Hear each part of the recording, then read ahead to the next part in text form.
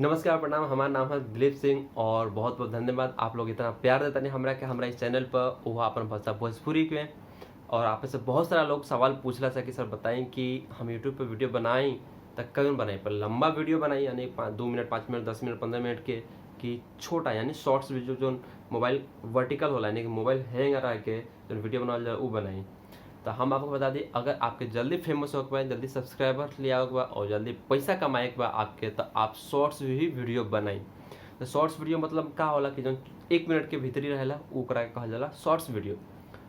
और फिर आपके सवाल है कि कैसे वीडियो बनाई, तो आपके जौन शौक बा वो वीडियो बनाई। जैसे कि अगर आप डांस के शौक बा तो जैसे कि भोजपुरी गाना अइबे कल ओइ पर आप डांस करी, भले वो सैड सॉन्ग हो कि सैड पर गाई, जौन भी गाना आपको पसंद है वो गाना पर आप डांस करके डाली। बहुत लोग देखा था, बहुत हजारों लाखों लोग देखा था, मिलियंस लोग। अरे सब यूट्यूब पे चलता इतना मिलियंस व्यूज हो गए, इतना मिलियंस हो गए। अरे गधा सन हिंदी बताओ सन, अपन जन इंडिया में रहला सन हिंदी बताओ सन कि मिलियंस मतलब का होला। लाख में लिखा सन, करोड़ में लिखा सन, 1 मिलियन मतलब 10 लाख होला, ठीक बा। तो वो दिखाओ सन कि भाई का होला 1 मिलियन मतलब का होला। आज चला था हमार गाना आइल चला 2 घंटा में 1 मिलियन व्यूज हो गए। सारा तो नहीं, हिंदी में बोला सन, अपन भाषा में बोला सन।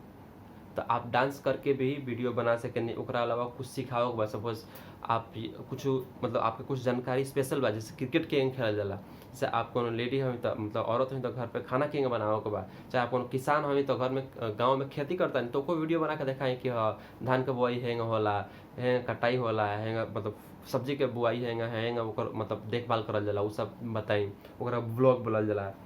ओकरा अलावा आपके जौन भी पसंद होके वो सब चीज़ कर सकते हैं। क्रिकेट के खेलल जाला, फुटबॉल के खेलल जाला, यूट्यूब पर भी मतलब ऑनलाइन पैसा कैसे कमाइल जाला, ठीक बा। चाहे आप कोनो डॉक्टर यानी हेल्थ के रिलेटेड कुछ बानी तो हेल्थ के रिलेटेड आप टिप्स दे सके नहीं, चाहे आप कोनो टीचर हैं तो आप मतलब आप टीचिंग मतलब वहाँ पर लड़का संग सिखा सके नहीं ऑनलाइन, मतलब यूट्यूब पे शॉर्ट्स बना के कि हाँ का चीज़ किंग होला। यानी जौना भी प्रोफेशन में बानी आप, कोनो भी चीज़ होके जौना भी प्रोफेशन में बानी आप, जौना भी काम में बानी आप, वो काम के आप यूट्यूब पे देखा के पैसा कमा सकले नहीं। तो हम रेकमेंड करें कि आप शॉर्ट्स वीडियो से स्टार्ट करी, कैसे कि शॉर्ट्स वीडियो की यूट्यूब ज़्यादा रेकमेंड करता है और 700 करोड़ रुपया में से कमाए का मौका भी देता है। जैसे कि 2021 और 2022 में यूट्यूब बदल रहा है कि हम जितना भी शॉर्ट्स लोग वीडियो बनाई उनमें से हमने पसंद करें जरा पर ज़्यादा व्यूज़ आई उनका लोग के हमने कहा हर महीना पैसा देम सब।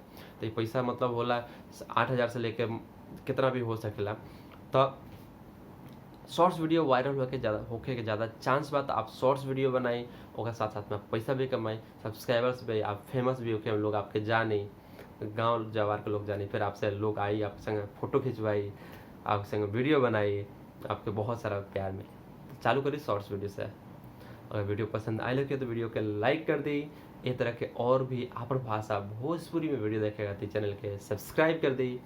और कुछ पूछे के बाद कुछ सुझाव बता वीडियो के कमेंट बॉक्स में जाके कमेंट करके पूछी, हम आपके 2 घंटा के अंदर रिप्लाई दें। वीडियो देखेगा तो बहुत बहुत धन्यवाद।